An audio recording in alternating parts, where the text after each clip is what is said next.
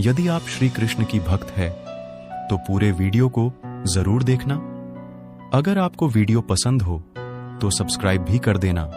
श्री कृष्ण कहते हैं कि भगवान हमें किस रूप में कब क्या देंगे, यह समझ पाना बेहद कठिन होता है। अगर आप अच्छे कर्म कर रहे हैं और बुरे कर्मों से दूर हैं, तो भगवान निश्चित ही अपनी कृपा आप पर बनाए रखेंगे। जीवन में आने वाले दुखों और परेशानियों से कभी भी घबराए नहीं और कभी भी यह नहीं समझें कि भगवान हमारे साथ नहीं है। हो सकता है आपके साथ और भी बुरा होने का योग हो, लेकिन आपके कर्मों की वजह से आप उनसे बच गए हो। यह भगवान श्री कृष्ण द्वारा बताई गई एक रोचक कहानी थी, जिसमें अधिकांश लोगों के मन में चल रहे इस प्रकार के सवालों के उत्तर मौजूद हैं। सत्य और अच्छे लोगों के साथ ही बुरा क्यों होता है? इस प्रश्न का उत्तर देते हुए स्वयं भगवान श्री कृष्ण ने कहा था, अच्छे लोगों के साथ ही बुरा क्यों होता है? यह सवाल कई लोगों के मन में आता होगा। मैंने तो किसी का बुरा नहीं किया है, फिर भी मेरे साथ ही ऐसा क्यों हुआ? मैं तो हमेशा से ही धर्म और नीति के मार्ग का पालन करता आ रहा हूं, फिर मेरे साथ ही हमेशा बुरा क्यों होता है? ऐसे कई विचार अधिकांश लोगों के मन में आते होंगे। ऐसे ही अनेक सवालों के जवाब स्वयं भगवान श्री कृष्ण ने दिए हैं। एक बार अर्जुन भी भगवान श्री कृष्ण से पूछते हैं कि हे वासुदेव, अच्छे और सच्चे लोगों के साथ ही बुरा क्यों होता है? इस बात पर भगवान श्री कृष्ण ने एक कहानी सुनाई। इस कहानी में हर मनुष्य के सवालों का जवाब है। श्री कृष्ण कहते हैं कि एक नगर में दो पुरुष रहते थे। पहला पुरुष, जो बहुत ही अच्छा इंसान था, धर्म और नीति का पालन करता था, भगवान की भक्ति करता था और रोज मंदिर जाता था। वह व्यक्ति सभी प्रकार के गलत कामों से दूर रहता था। वहीं दूसरा व्यक्ति, जो कि दुष्ट प्रवृत्ति का था, वह हमेशा ही अनीति और अधर्म के काम करता था। वह रोज रोज मंदिर से पैसे और चप्पल चुराता था, झूठ बोलता था और नशा करता था। एक दिन उस नगर में तेज बारिश हो रही थी। मंदिर में कोई भी नहीं था।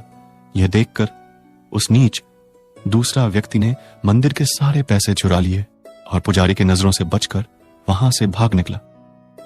थोड़ी देर बाद जब वह व्यापारी दूसरा व्यक्ति दर्शन करने के उद्देश्य से मंदिर गया, तो उसी पर चोरी करने का इल्जाम लग गया। वहां मंदिर में मौजूद सभी लोग उसे भला बुरा कहने लगे। उसका बहुत अपमान हुआ। जैसे तैसे करके वह व्यक्ति मंदिर से बाहर निकला और बाहर आते ही एक गाड़ी ने उसे टक्कर मार दिया। वह व्यापारी बुरी तरह घायल हो गया। उसी वक्त उस दुष्ट व्यक्ति को एक नोटों से भरी पोटली मिली। इतना सारा धन देखकर वह व्यक्ति खुशी से पागल हो गया और बोला कि आज तो मजा आ गया। पहले उसे मंदिर में इतना सारा धन मिला, फिर ये नोटों से भरी पोटली। दुष्ट की यह बात सुनकर वह व्यापारी दंग रह गया। उसने घर जाते ही घर में मौजूद भगवान की सभी तस्वीरें निकाल दिया और भगवान से नाराज होकर अपना जीवन बिताने लगा। कई सालों बाद उन दोनों की मृत्यु हो गई। वे दोनों जब यमराज के पास पहुंचे, तब उस व्यापारी ने नाराज होकर यमराज से प्रश्न किया कि मैं सदैव ही अच्छे कर्म करता था, जिसके बदले मुझे अपमान और दर्द मिला, और इस अधर्म करने वाले दुष्ट को नोटों से भरी पोटली, आखिर क्यों? व्यापारी के प्रश्नों का उत्तर देते हुए यमराज बोले, जिस दिन तुम्हारे साथ दुर्घटना घटी थी, वह तुम्हारे जिंदगी का आखिरी दिन था, लेकिन तुम्हारे अच्छे कर्मों के कारण से ही तुम्हारी मृत्यु एक छोटी सी दुर्घटना में बदल गई। वहीं इस दुष्ट को इसके जीवन में राजयोग मिलने की संभावनाएं थी, लेकिन इसके बुरे कर्मों के चलते वह राजयोग एक छोटे से धन की पोटली में बदल गया। बुरे बनो, अच्छों को दुनिया जीने नहीं देती।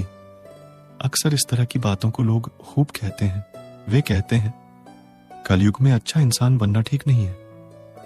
क्या यह सच है? आखिर अच्छे लोगों के साथ बुरा क्यों होता है? समाज में दो तरह के लोग पाए जाते हैं। एक वो जो नैतिकता का पालन करते हैं, उन्हें अच्छा कहा जाता है, और दूसरी तरफ वे लोग जो समाज के ढर्रे पर नहीं चलते, उन्हें बुरा कहा जाता है। और प्रायः ये देखा जाता है कि जिन्हें हम बुरा कहते हैं, वे लोग ज्यादा सुखी और सुविधा का जीवन जीते हैं। जो जितना अय्यास होगा वो उतना ही बेखौफ होता है, और लोग ऐसे लोगों से डरते भी हैं और उनकी बात भी मानते हैं। ऐसे में कई बार जो लोग खुद को अच्छा मानते हैं उनके मन में अच्छाई के प्रति विद्रोह उठता है। वे कहते हैं अच्छे लोगों के साथ नाइंसाफी होती है, बुरा और लालची बनने में ही फायदा है। तो आइए जानते हैं, वास्तव में समाज जिन लोगों को अच्छा कहता है वे समाज की मान्यताओं को स्वीकृति देते हैं और उनके आदेशों का पालन करते हैं। दूसरी तरफ वे लोग जो समाज की इच्छाओं के विरुद्ध कार्य करते हैं वो बुरे हो जाते हैं। इस तरह आप समझ सकते हैं कि हमारी अच्छे और बुरे की परिभाषा सच्चाई पर नहीं बल्कि समाज पर आधारित है। अगर आप समाज की मर्जी के अनुरूप काम करते हैं तो आपको शाबाशी मिलेगी। इसके विपरीत आप कुछ और कार्य करते हैं तो आपकी आलोचना होगी। वास्तव में अच्छे और बुरे लोग दोनों समाज की मुट्ठी में कैद होते हैं। ऐसे लोगों को समाज जब चाहे अच्छा और जब चाहे बुरा बनाने की शक्ति रखता है। उदाहरण के लिए, अगर आप मारपीट गाली गलौज नहीं करते, प्यारी प्यारी बातें करते हैं, कभी किसी की मदद या पंडितों को दान दक्षिण दे देते हैं, नशा पान नहीं करते, शादीशुदा जीवन जीते हैं, तो समाज आपको एक अच्छा इंसान घोषित कर देता है। अब जो व्यक्ति समाज की इन मान्यताओं का पालन करता है वो खुद को अच्छा समझने लगता है।